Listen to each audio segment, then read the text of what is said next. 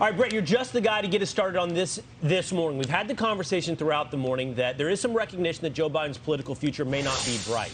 The New York Times is saying and asking the question at this headline, should Biden run in 2024, with Democratic whispers of no starting to rise.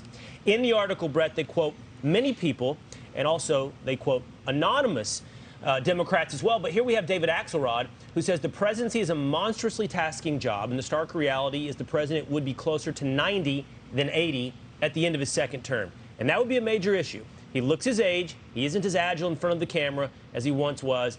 And this has fed the narrative about competence that isn't rooted in reality. I'm not sure about that last conclusion, but between his age and the success of his first term, what are Democrats going to do in 2024?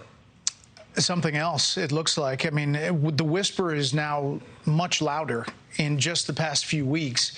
And the president's public efforts, including that Jimmy Kimmel appearance, have not helped anything.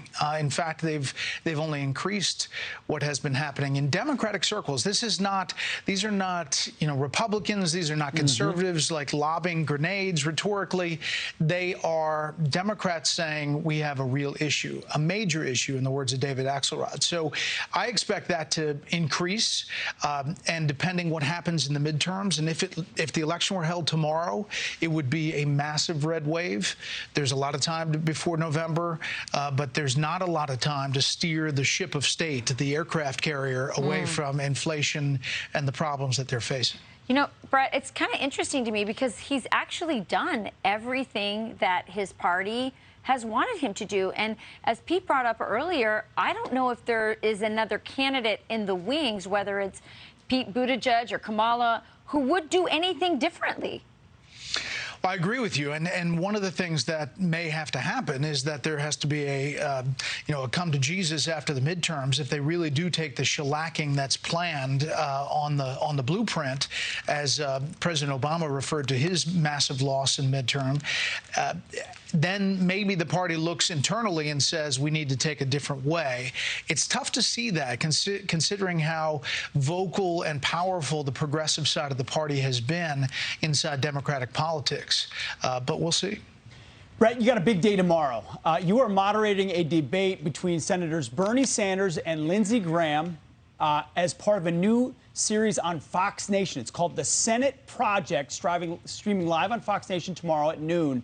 Tell us about this. Yeah, it's really exciting. I mean, speaking of progressive politics, obviously Bernie Sanders is one who holds that mantle and does it proudly. And you can't think of two senators who are more ideologically split apart. But we'll be in Boston at the Edward M.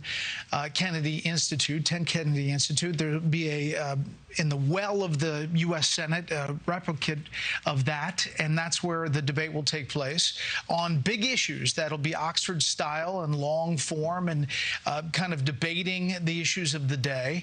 Each senator will have time, and then they'll sit down with me for some questions and conversation. The idea is to not only highlight the differences, but also maybe get to some places where they agree. And it's kind of the way the Senate used to work, and that's the purpose of the project. Oh, Bret Baier making the Senate great again. If you can get him to agree, Bret, you're a magic worker. We'll see. We'll see. Can't wait to see what they might agree on. Coming up today, Fox News Sunday, you're hosting. Who will be with you?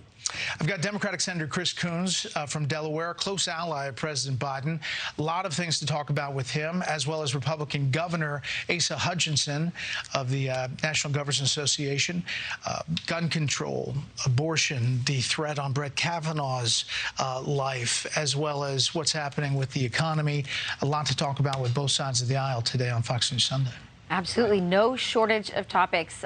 Thank you, Bret, and congratulations again on your beautiful son. All right, we'll see you guys. Thanks. Okay. I'm Steve Ducey. I'm Brian Kilmeade. And I'm Ainsley Earhart. And click here to subscribe to the Fox News YouTube page to catch our hottest interviews and most compelling analysis.